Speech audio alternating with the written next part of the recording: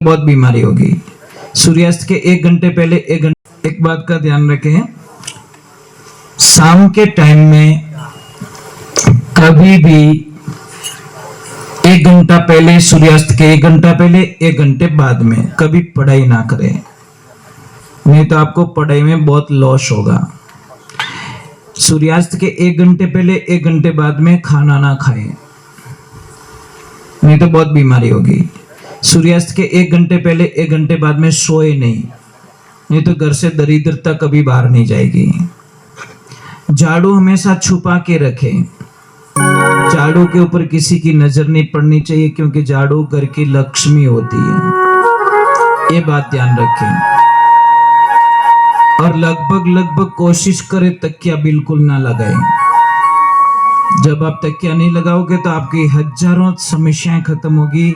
अगर तकिया लगा रहे हो तो फिर तकिया लगाने का तरीका सही आना चाहिए। समझ में आ रहा है? तकिया कैसे लगाते हैं हम लोग? यहाँ लगाते हैं, यहाँ नहीं लगाना। ये तकिया यहाँ होता है, गर्दन और कंधों के बीच में जो गैप होता है, तकिया वहां लगना चाहिए।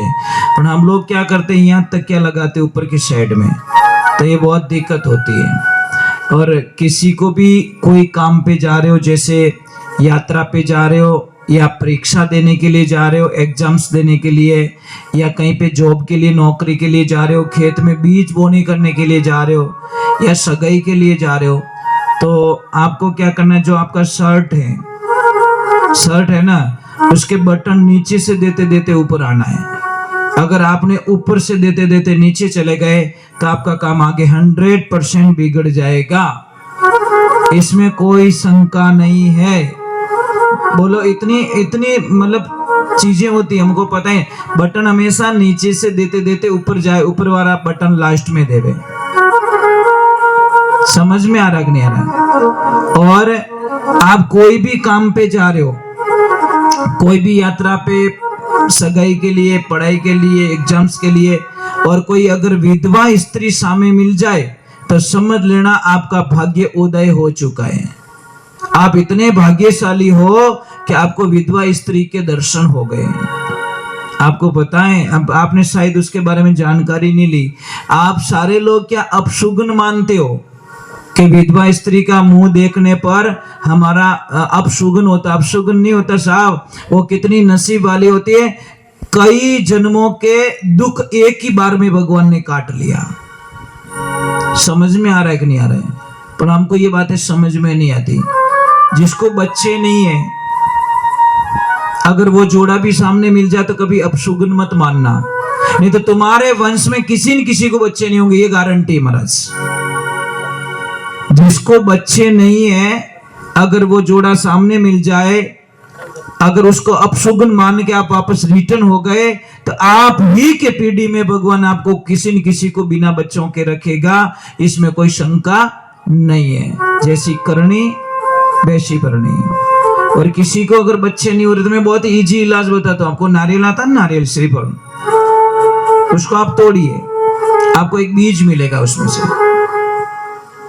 नारियल तोड़ता ना, एक बीज मिलता है। वो बीज उस स्त्री को देना चालू करे जिसको मतलब बच्चे नहीं हो रहे। देखिए, भगवान की कृपा हुई, ईश्वर की मेहरबानी हुई, तो उसके घर में बहुत जल्दी खुशियां आएगी। परंतु ये सारी विश्वास की बातें हैं साहब। अगर विश्वास नहीं है तो मत करना। बोलो पूरा नारियल खा जावे तो की को नहीं रहे। ये सब श्रद्धा होती है, एक विश्वास होता है। भाई हमारे मंदिर में क्या होती है, पत्थर ही तो होता है, पर हम उसको भगवान मानते तो भगवान होते हैं। अगर कोई कहे यार भाटो दिखे रही हो, तो भगवान के भाटो इस देख, इसके आगे कुछ भी नहीं दिखेगा। कोई बोलता नहीं मुझे भगवान दिख रहे, तो भगवान दिखेंगे। तो ये बात है आपका विश्वास। और सबसे बड़ा भगवान को बुलाने का एक ही तरीका है, घर में शांति। एक दूसरे पति और पत्नी का मतलब क्या होता है? पति पूरा पत्नी पे विश्वास करे और पत्नी पूरा पति पे विश्वास करे। ये जोड़े का मतलब ये होता है। समझ में आ रही? दोनों की मति एक होने चाहिए।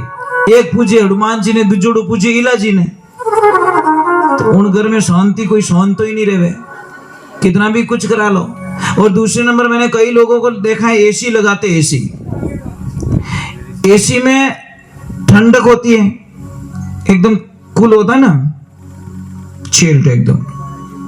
देखना एसी मुंह बाहर निकल अन गालियां बोल दे, बोलो भाई एसी कहीं काम रही मैंने खाली शरीर शरीर ठंडो रही खोपड़ी ठंडी रही को नहीं। समझ में आ रहा है नहीं है भाई, एसी से दिमाग भी तो ठंडा होना चाहिए ना, पर मातो तो ठंडो रियो ही को नहीं, खाली बॉडी बॉडी ठंडी हो गई उसकी, और बाहर निकलते ही बम फोड़ दिया। भाई एसी क्यों लगाई भाई, एसी का मीनिंग होता है तेरा दिमाग भी ठंडा होना चाहिए, ये ध्यान रखें।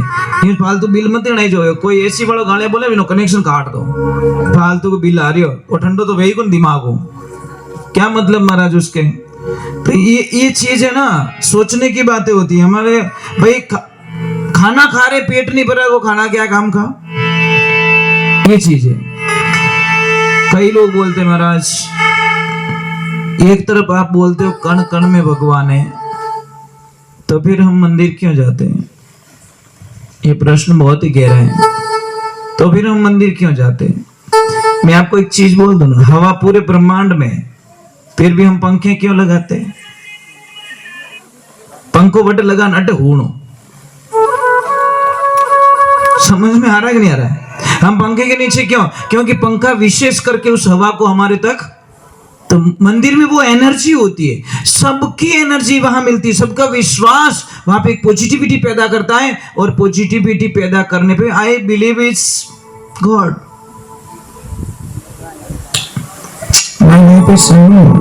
मैं जीने के लिए गाता हूं, गाने के लिए जीता हूं। एक समझ लीजिए, ये छोटी सी बात है हमारी जिंदगी की। चलो मैं एक दो भजन और सुनाऊंगा, कोई आपका कोई हो भगवान तो मुझे बोल देना, उनका भजन सुना देता हूँ, फिर मैं आरती करूंगा, आरती के बाद मैं एक साधना दूंगा, साधना के बाद में आपको छुट्टी और मेरे को भी छुट्टी, ठीक है। और एक ध्यान रखना, जब आप कोई भी यज्ञ में बैठोगे, हवन में बैठोगे, तो आपका तन और मन दोनों एक्टिव चाहिए। ब्राह्मण देवता के स्वाहा और वो यजमान बागुज भड़प आहा, तो यज्ञ कराने वाला भी जाएगा काम से, और यज्ञ में बैठा है वो भी जाएगा काम से, कुछ भी फायदा मिलने वाला नहीं। तन और मन दोनों स्वस्थ होना चाहिए, एक्टिव एकदम। अब मोबाइल तो घणो ही नवो है, पर बेटी बैटरी लो, उसके टावर आवे को नहीं, वो मोबाइल के नहीं चार्ज कर ले। अब शरीर तो घणा ही बढ़िया नाय धोन आएगा, कपड़ा बढ़िया नवा पहन दीदा, और माय ने बैटरी लो। तो कोई काम का यज्ञ, जिसके भी घर में यज्ञ होता है साहब, मैं तो लोगों को क्या कहता हूँ, जो ये जैसे शादी होती है, सेकंड डे और एक दिन पहले बड़ी बंदोड़ी निकालते, ये बहुत गलत काम करते हैं साहब। बंदोड़ी एक दिन गैप में अगले दिन निकालो, एक दिन का गैप दीजिए, ताकि सारे सुबह में उठ के एक्टिव होके बारात में जाए। फिर बारात नाल नो पड़े, एक नीमड़ा नीचे पड़ियो, एक वटी पड़ियो, आकी रात बैठो डीजे माते धूलो उड़ायो। समझ में आ रही, बींद खुद ही नींद लेवे फेरा में, इन्हें पढ़ाए दी तो पढ़िया पसे ठा पड़ेगा पड़गा, क्यों बापड़ा आकी रात जगह हो इन्हें।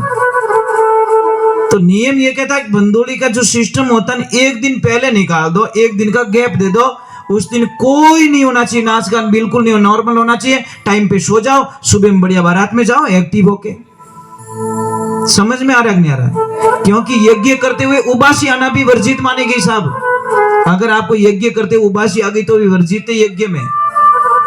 पर ये चीज कौन समझाए महाराज। सत्यगुरुदेव की। एक तो अगरबत्ती मत किया करो, आप अगरबत्ती करते ही आपका यज्ञ सारा असफल हो जाता है। धूप बत्ती करो, क्योंकि अगरबत्ती में बांस आता है, और बांस जलाना हमारे शास्त्रों के विरुद्ध होता है, बिल्कुल अलाउ नहीं होता साहब। फिर भी हम पहले काम करो, अगरबत्ती लगाओ, वहीं से हमारा यज्ञ असफल में चला जाता है। आप धूप बत्ती कीजिए, गूगल धूप कीजिए, और कुछ भी धूप नहीं मिले तो आप गाय का गोबर लीजिए, उसमें थोड़ी मिर्ची मिला दीजिए, थोड़ा गाय का घी मिला दीजिए, थोड़ा ये खोपरे का जो पाउडर आता है वो मिला दीजिए, ऐसे करके उसका धूप बना के धूप चढ़ा दीजिए, ये हो गया धूप बढ़िया।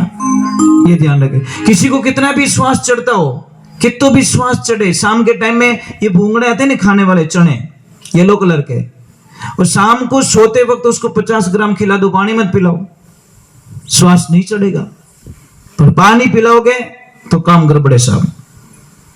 जिसको भी श्वास चढ़ता है, आप शाम के टाइम में वो भूंगड़े खा ले 50 ग्राम और पानी मत पीजिए, तो आपको श्वास की बीमारी नहीं होगी। किसके कितने भी घुटनों में दर्द है, मैंने कई बार बताया इलाज कर, चूना लीजिए इतना सा और हमेशा लेना स्टार्ट कीजिए। सुबह सुबह में खाना खाने के बाद में 1 गिलास पानी में इतना सा चूना डालिए, देखिए फिर आनंद। बोले सत्य गुरुदेव की, बोले कृष्ण कन्हैया लाल की। आपकी नाभि है, आपने कहीं के पैसुटी कहो, कहीं कहो, जो भी कहते हो, अगर ऊपर आ गई तो गैस्ट्रिक बनेगा, लेफ्ट में गई तो आपको कब्जी होगी, और नीचे खिसक गई तो आपको लूज मोशन हो जाएगा। ये 3 काम है उसके। राइट में कभी नाभि जाती नहीं है, समझ में आ गई नहीं आ रही? नाभि में कभी राइट में कभी नहीं जाती, वो जाएगी लेफ्ट में ही जाएगी, ये ध्यान रखें। बोले सत्य गुरुदेव की।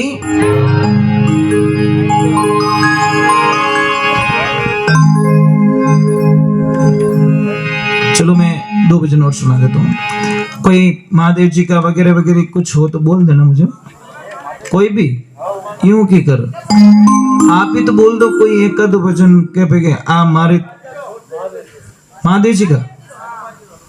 चलो हनुमान जी का गा लेते हैं, ठीक है? हनुमान जी महादेव जी हनुमान जी, बस दोनों एक ही, अलग मत मानना, क्योंकि शिव का 11वां अवतार रुद्र अवतार में हनुमान जी है।